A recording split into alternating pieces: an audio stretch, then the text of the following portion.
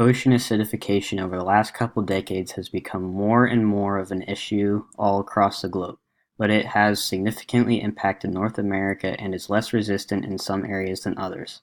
The Gulf of Maine out of the whole eastern coastline was found to be the least resistant to acidification due to upwelling. The vulnerability of the Gulf of Maine, along with many other areas around the globe, is not yet definitively determined to an exact aspect or physical trait of the landscape.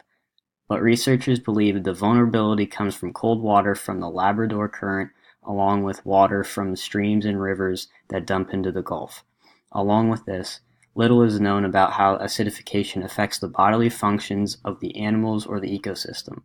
What we do know is that it can lead to slight abnormalities in the shells of mollusks, crustaceans, and many other species of shellfish.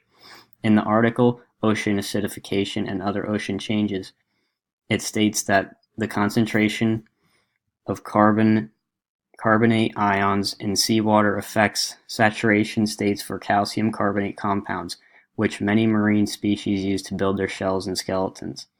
From a human standpoint, the possible effects of acidification are immense. In Maine, the fisheries are supported by primarily lobster and scallops. If acidification continues, it is likely that these fisheries will be significantly impacted by the rise of acidification. Perhaps the biggest impact it will make on both humans and the environment is the number of phytoplankton.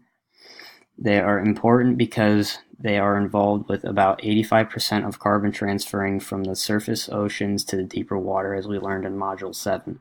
Without the phytoplankton doing their job, fisheries and ecosystems will suffer as a whole. We are currently conducting more research to find out more on the potential effects of acidification on us and the environment.